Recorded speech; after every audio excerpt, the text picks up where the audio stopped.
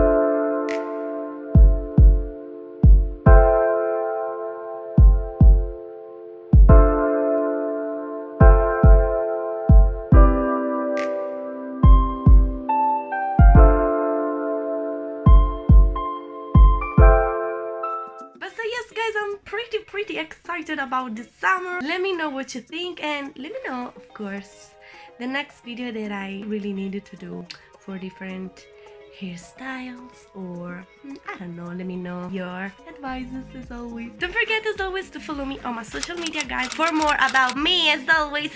And see you in the next video. Ciao.